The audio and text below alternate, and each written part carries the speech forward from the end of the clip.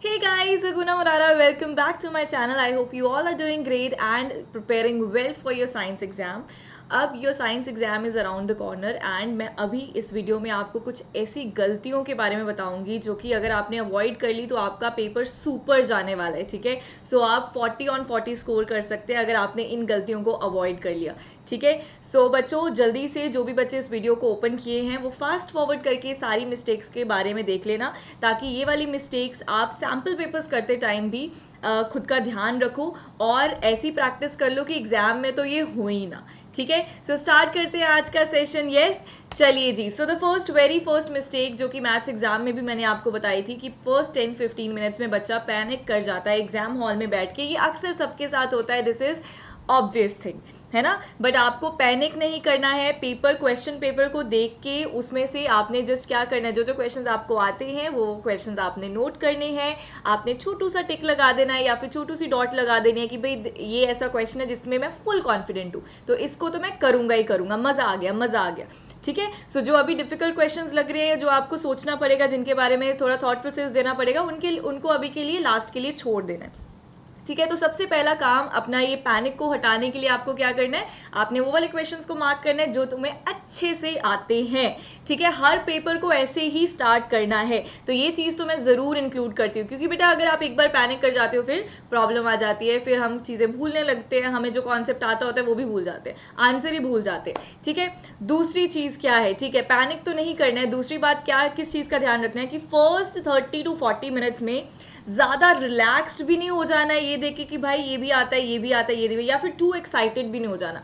अब ज़्यादा रिलैक्स का मतलब क्या होता है, कुछ बच्चे क्या करते हैं कि इतने आराम आराम से सुंदर सुंदर सजा के पेपर को ना स्टार्टिंग से लिखने लग जाते हैं, क्योंकि उन्होंने प्रेजेंटेशन स्किल्स वाली वीडियो देखी होती है, राइट। मुझे पता है सजाना is important, writing in a good hand writing is very important, but ठीक है, आपको टाइम का भी ट्रैक रखना है साथ ही साथ, ठीक है। टाइम को भी मैनेज करना बहुत इंपॉर्टेंट है। तो फर्स्ट 30-40 मिनट्स में ज़्यादा रिलैक्स नहीं होना है, टू एक्साइटेड भी नहीं होना है। टू एक्साइटेड का मतलब यहाँ पे क्या आ जाएगा कि मैम ये क्वेश्चन तो मुझे आता है, हमें पता है सेक्शन ही 2 नंबर का आ रहा है, ठीक है, मुझे ये क्वेश्चन आता है मैम, जितना भी मैंने पढ़ा है ना, जो मुझे इस चीज़ के बारे में पता है मैं सब छाप दूंगा, सब लिख दूंगा। तो हम इतने एक्साइटेड हो जाते हैं कि हम 2 नंबर के क्वेश्चन में पूरा शीट भर देते हैं, ठीक है। तो ये काम भी नहीं करना है, इससे आपका टाइम वेस्ट हो रहा है, क्योंकि मिलने तो चाहे आपने पूरी शीट भर दी, चाहे आपने 3-4 लाइन्स में क्वेश्चन को एक्सप्लेन कर दिया, मिलने तो 2 नंबर ही हैं, ठीक है। तो इस चीज़ का बहुत अच्छे से ध्यान रखना बेटा। स्टार्टिंग वाला जो पोर्शन होता है उसको मैनेज करना बहुत इंपॉर्टेंट होता है। ऐसे ही अपने सैम्पल पेपर्स को अटेम्प्ट करना है, ठीक है। अब जो सबसे बड़ी गलती करते हैं दैट इज क्वेश्चन को रीड नहीं करते हैं आसानी से, मतलब अच्छे से केयरफुली रीड नहीं करते हैं। मतलब हमारा दिमाग क्या करता है, जो सुनना चाहता है या जो देखना चाहता है वही देखते हैं, ठीक है। हम पैनिक होते हैं, पहली बात हमें क्वेश्चन का डर लग रहा होता है, दूसरी बात हम कुछ इंपॉर्टेंट कीवर्ड जो है क्वेश्चन में जो है स्किप कर देते हैं। अब वो कैसे इंपॉर्टेंट कीवर्ड्स हैं, सबसे पहले take a long deep breath, अपने आप को रिलैक्स करो, क्वेश्चन को रीड करो, उसके बाद कीवर्ड को अंडरलाइन करना ज़रूरी है। क्योंकि बेटा अगर आपने ये रूल बना लिया ना पेपर सॉल्व करते टाइम, अगर आपने ये रूल बना लिया कि क्वेश्चन पेपर है, मैंने क्वेश्चन को रीड करा, उसमें ये वाला कीवर्ड लिखा है, क्या पूछा है उसको अंडरलाइन कर लो, है ना। और कीवर्ड को, कौन सा कीवर्ड को अंडरलाइन करना है, जैसे कि डज नॉट लिखा है, नॉट NOT नॉट लिखा होता है कई क्वेश्चंस में, इजंट वर्ड यूज किया होता है क्वेश्चंस में, है ना। ये जो नेगेटिव सेंटेंसेस हैं हम अक्सर इनको पॉजिटिव सेंटेंसेस इंटरप्रेट करके उस हिसाब से आंसर दे देते हैं और टोटली गलत होता है, आने के बावजूद भी हम क्वेश्चन को गलत कर देते हैं। तो प्लीज बच्चा ये गलती बिल्कुल मत करना। So you just have to read the question carefully, underline और circle the keywords in the question which is super important। अगर आपने शुरुआत में ये काम कर लिया तो पेपर रीचेकिंग भी आपके लिए सुपर डुपर इजी होने वाली है। Moving on to the next point, don't memorise the diagrams. बच्चे क्या करते हैं, बुक खोलते हैं, डायग्राम देखते हैं, उनको लगता है कि ये तो आता है यार, ये तो ईजी है, ये तो मैं कर लूंगा। अगला डायग्राम, यार ये भी बनाना आता है, अच्छा ऐसे होता है, ठीक है, ये इसकी लेबलिंग है, ऑल राइट, ये मैं बना लूंगा। बट वो कहाँ, यहाँ पे गलती क्या करते हैं, वो डायग्राम्स को अच्छे से प्रैक्टिस नहीं करते हैं, जिस वजह से एग्जाम में प्रॉब्लम आएगी, ठीक है। तो अब इस टाइम पे क्या करो, ढंग से डायग्राम को, सैम्पल पेपर लगाते टाइम भी आपने ढंग से डायग्राम्स बनानी है अच्छे से, डायग्राम्स के बेटा 2 नंबर तो मिलते ही हैं, 2 से 1-2 नंबर तो डायग्राम का ही होता है, आप सबको पता है, ठीक है। तो इसलिए डायग्राम बनाना है सुपर डुपर इंपॉर्टेंट साइंस के पेपर में, उसकी बहुत वेटेज होती है, ठीक है, क्वेश्चन के अंदर। तो डायग्राम्स को अच्छे से प्रैक्टिस करना है, उनकी लेबलिंग अच्छे से करनी है, स्पेलिंग मिस्टेक नहीं करना है, ठीक है, आपको पता है कुछ कुछ कीवर्ड्स यूज़ किए जाते हैं, कुछ कुछ वर्ड्स ऐसे होते हैं जिनकी स्पेलिंग्स आपको कंफ्यूज कर देती है, तो मेक श्योर बैड इंप्रेशन पड़ जाता है एग्जामिनर के ऊपर अगर आपने डायग्राम की लेबलिंग में स्पेलिंग गलत करें। तो प्लीज़ स्पेलिंग्स को एक बार अच्छे से लिख के देख लेना, प्रैक्टिस कर लेना, याद कर लेना। उसके बाद हमेशा डायग्राम्स को पेंसिल से बनाना है। लेबलिंग आप पेन से कर सकते हो क्योंकि वो थोड़ा सा ना हाईलाइट वाला पोर्शन शो हो जाता है तो अच्छा लगता है, पर मेन जो डायग्राम है प्लीज़ उसको पेंसिल से बनाइए। ठीक है, तो डायग्राम की प्रैक्टिस करनी है, इसको हम बहुत अंडररेट करते हैं, हम इसको इग्नोर करते हैं, और डायग्राम्स तुम्हारी नैया पार कराता है, पेपर को और अच्छा दिखने में तुम्हारी हेल्प करता है।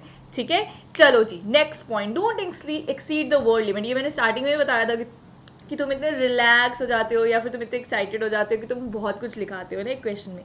वर्ड लिमिट का खास ध्यान रखना है क्योंकि वर्ड लिमिट ना तुम्हारी टाइम मैनेजमेंट का बहुत ही इंपॉर्टेंट हिस्सा है। ठीक है, और तुम्हें पता है कि पेपर में टाइम मैनेज करना है सुपर इंपॉर्टेंट। तो अगर 2 मार्क्स के क्वेश्चन है तो तुम्हें पता होना चाहिए कि मैंने 20 to 30 वर्ड्स में लिखना है या 40 वर्ड्स में लिखना है। तुम्हारा जो 3 मार्क का क्वेश्चन आ रहे हैं उनको मैक्सिमम 80 वर्ड्स तक लेके जाओ। जो तुम्हारे 5 मार्कर्स क्वेश्चन है उनको 100 to 110 इतना वर्ड लिमिट तक लेके जाओ। तुम्हें पता होना चाहिए कि भाई इस क्वेश्चन में 2 नंबर का क्वेश्चन है, टू द पॉइंट।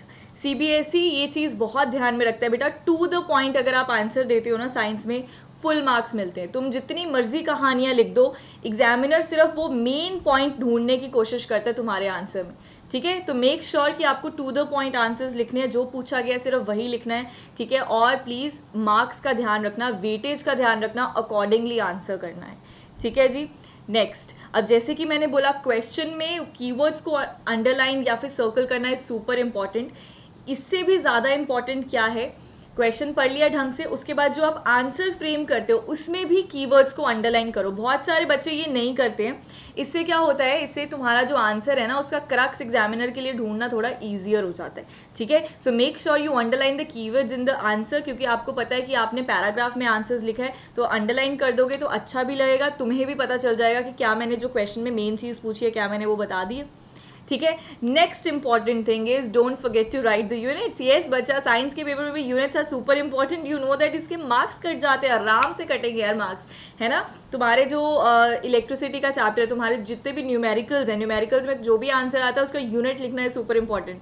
करंट है तो एम्पियर में लिखो, रेजिस्टेंस है तो ओम्स में लिखो, you must write the unit. अगर यूनिट नहीं लिखा तो आधा नंबर तो सोच लो कि गया।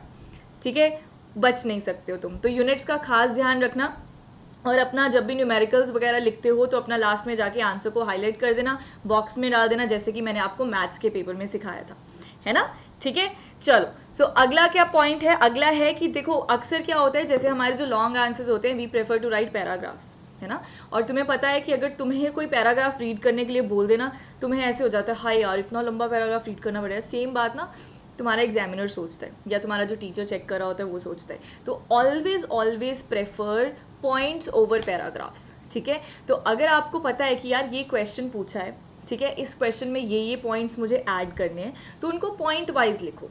पॉइंट वाइज क्या होगा, एग्जामिन देखने वाले को, चेक करने वाले को लगेगा भाई इसको ये भी पता है, ये भी पॉइंट है, ये भी पॉइंट है। मतलब 5 नंबर का क्वेश्चन है, तुमने 6 पॉइंट लिख दिए तो 5 नंबर के 5 नंबर तो तुम्हें मिल ही जाएंगे ना। और हमेशा ध्यान रखो साइंस के पेपर में एग्जाम्पल्स लिखना बहुत इंपॉर्टेंट होता है। ठीक है, एग्जाम्पल्स को कभी भी लाइटली नहीं लेना है।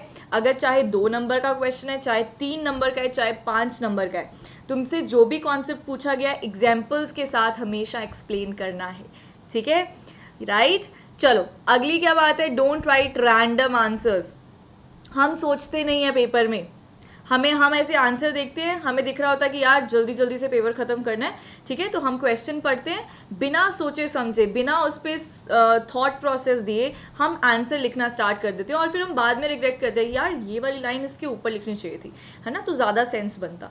ठीक है, अब तो ऑलरेडी आंसर लिख चुके हो, तुम अपना टाइम डिवोट कर चुके हो, फिर वो आलस आता है। ठीक है, और फिर जब तुम कटिंग वटिंग करते हो वो तो बहुत गंदा लगता है। ठीक है, तो हम ऐसे ही क्वेश्चन को we end up leaving the question like that only. ठीक है, तो उससे क्या होता है, प्रॉब्लम क्रिएट हो सकती है आप लोगों के लिए। तो मेक श्योर कि जब भी आपको स्पेशली लॉन्ग आंसर्स फ्रेम करने हैं तो आपके दिमाग में एक प्रॉपर फॉर्मेट चलता होना चाहिए कि मैं स्टार्ट ऐसे करूंगा क्वेश्चन, ठीक है, उसके बाद मैं ये पॉइंट मेंशन करूंगा, उसके बाद मैं एग्जांपल दूंगा, उसके बाद मैं जो क्वेश्चन को ऐसे कंक्लूड कर दूंगा, ऐसे एंड कर दूंगा। ठीक है, एक प्रॉपर स्ट्रक्चर फॉलो करना है आपको किसी भी क्वेश्चन को अटेम्प्ट करने के लिए। Very important point.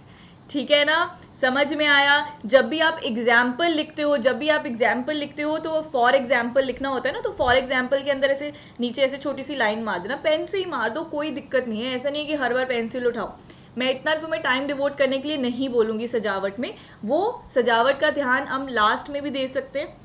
पर अगर तुम साथ के साथ फॉर एग्जाम्पल को ऐसे नीचे डबल लाइन कर दो तो टीचर को दूर से दिखेगा कि भाई बच्चे ने एग्जाम्पल भी लिखा है, तो मार्क्स तो इसको एग्जाम्पल का देना ही देना है, राइट। तो ये कुछ कुछ चीजें हैं जो आपको दिमाग में रखनी है। अब डिफरेंसेस वाले क्वेश्चंस तुम्हें पता है कि right the difference between this and that, है ना, ऐसे ऐसे क्वेश्चंस होते हैं। तो ऐसे क्वेश्चंस को लिखने का तरीका क्या है कि तुम इसका बॉक्स बनाओ, प्रॉपर टेबल में लिखना है, टेबल में लिखना है।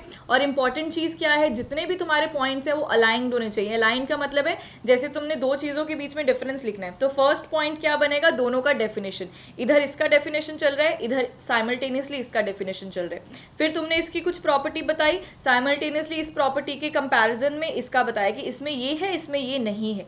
उसके बाद तुमने इसका फॉर एग्जाम्पल लिखा, नेक्स्ट थर्ड पॉइंट में तुम इसका फॉर एग्जाम्पल लिखोगे। This is very important. बच्चे क्या करते हैं, जंबल अप कर देते हैं, तो वो बिल्कुल अच्छा नहीं लगता है, वो डिफरेंसेस का कुछ और ही मीनिंग बन जाता है। डेफिनेशन इधर फर्स्ट पॉइंट में लिखिए, ऐसा नहीं कि इधर तुम कुछ और उसकी प्रॉपर्टी लिख दो और उसके बाद डेफिनेशन तुम इधर वाले जो तुम्हारा जो पूछा गया इधर सेकंड पॉइंट पे लिख दो, नहीं, बहुत गंदा लगता है, ऐसे बिल्कुल मत करना, ठीक है। तो ऐसे तुम्हारे मार्क्स कटने के चांसेस हैं। So this is the huge mistake अगर हम डिफरेंस की बात करें। और हमेशा टेबल में डिफरेंसेस लिखने, कोई भी पैराग्राफ में इसका आंसर नहीं करेगा, ठीक है, मार्क्स कटने के चांसेस रहते हैं। पॉइंट वाइज एग्जामिनर को दूर से दिख रहा है 3 नंबर का क्वेश्चन है, बच्चे ने 3 पॉइंट लिखे, दे दो 3 मार्क्स, डायरेक्ट ऐसे सोचा जाता है, ठीक है। समझ आई मेरी बात। पैराग्राफ में वो कहाँ पे पॉइंट ढूंढता फिरेगा, उसके लिए तो प्रॉब्लम हो गई, तुम्हारे लिए भी फिर प्रॉब्लम हो जाएगी, मार्क्स कट जाएंगे, ठीक है। ऑल्सो राइट एग्जाम्पल्स तो है ही, साइंस में हर क्वेश्चन का जो भी डेफिनेशन है, anything you have to give the example, okay. Yes, I hope this is clear. And in the last but not the least, you have to check whether you have attempted all the questions. You have to highlight the questions, right? And you must draw the well-labeled diagram. Diagram बना के आगे but labeling नहीं किया, कोई number नहीं मिलेगा, ठीक है। So very important. I hope ये सारी की सारी मिस्टेक्स जो है तुम अवॉइड करोगे अपने साइंस के पेपर में, और सैम्पल पेपर्स में पहले इनको इंप्लीमेंट कर लो ताकि तुम्हें आके मसल मेमोरी में सेव हो जाए, और मेन एग्जाम के टाइम पे तुम्हें सोचना ना पड़े, तुम्हें थॉट प्रोसेस ना देना पड़े, बाय डिफॉल्ट तुम्हारा ये ऑटोमेटिक ऐसे ही चलता रहे, ठीक है। तो नेक्स्ट वीडियो में मैं तुम्हें बताने वाली हूँ कि कैसे प्रेजेंट करना है पेपर बहुत ढंग से, कि रॉक कर दो तुम एग्जाम, ठीक है। तो ऐसे ही मैं आपको टिप्स देती रहूंगी। For that you have to subscribe to the channel and do not forget to like the video. Thank you so much. I believe in you guys, you are going to rock your science paper and believe in yourself as well, okay. So bye bye, take care, see you in the next video.